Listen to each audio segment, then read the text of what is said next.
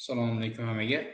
Xo'p, ko'pchilik ishlatishda qiynaladigan va ishlatishda chalg'iydigan va noto'g'ri ishlatadigan stop fe'li haqida bugun tushuntirib beraman.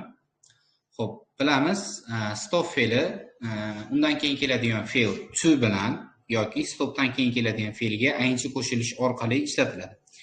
Lekin bularda ishlatilish holati har xil bo'ladi, har xil holatlarni ifodalaydi.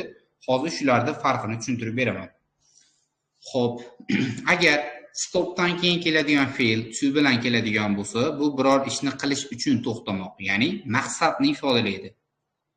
Xo'p, ya'ni misol uchun stopdan keyin to qo'ysangiz va undan keyin fe'l qo'yadigan bo'lsangiz, o'sha ishni qilish uchun to'xtagan ma'noni beradi. Ya'ni buni formulasi qanday bo'ladi? Stop va undan keyin keladigan fe'lga to o'rtasiga to qo'yiladi. Masalan, I stopped to smoke when I was working. Ya'ni men ishlayotib chekish uchun to'xtadim. Ya'ni bu yerda ishni to'xtatishdan maqsad chekish. Ya'ni bu yerda to smoke bu o'sha chekish maqsadida, ya'ni maqsadni ifodalayapti. Hop, keyingi misolni ko'ramiz. She stopped to talk to me as she was going to school. Ya'ni u maktabga ketayotib men bilan gaplashish uchun to'xtadi. Ya'ni u maktabga ketayotganda va o'sha to'xtashdan maqsad men bilan gaplashish. Hop, keyingisida we stopped to have lunch while we were going to London. Ya'ni biz Londonga ketayotib obed qilish maqsadida to'xtadik. Xo'p, mana bu yerda ham aytayapti, to maqsadni ifodalaydi. Demak, stopdan keyin to qo'ysangiz, bu maqsad, ya'ni shu narsani qilish maqsadida to'xtadim degan ma'no ifodalanadi. Xo'p, agar stopdan keyin keladigan fe'lga ing qo'shib ishlatadigan bo'lsak, bu biror ishni to'xtatmoq.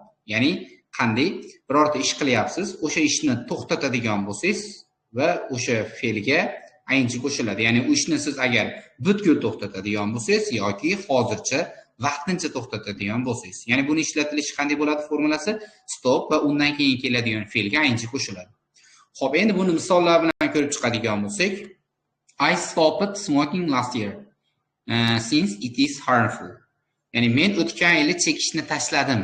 Ya'ni oldin men chekardim va o'sha narsani to'xtatdim, bo'ldi. Demak, qilib turayotgan ish tugayapti. Since it is harmful, ya'ni u zararli bo'lganligi uchun deyilyapti. Hop, keyingisida she has stopped talking to me because she's upset. Ya'ni u men bilan gaplashishdan to'xtadi. Ya'ni oldin men bilan munosabati zo'r edi va u hozir, ya'ni u xafaligi uchun deyapti, u men bilan gaplashishdan to'xtadi. Ya'ni men bilan gaplashmay qo'ydi degan mazmun kelyapti. Hop, keyingisida endi buyruq shaklida kelyapti. Please stop making noise. I'm working now.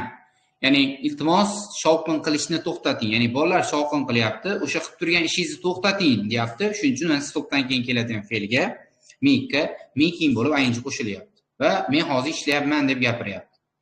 Xo'p, endi buni umumlashtiradigan bo'lsak, stopdan keyin keladigan fe'l to bilan kelsa maqsadni, agar stopdan keyin keladigan fe'l ing bilan keladigan bo'lsa, bu birorta qilib turgan faoliyatni to'xtatish, butkul to'xtatish yoki vaqtincha to'xtatish ma'nosini ifodalaydi.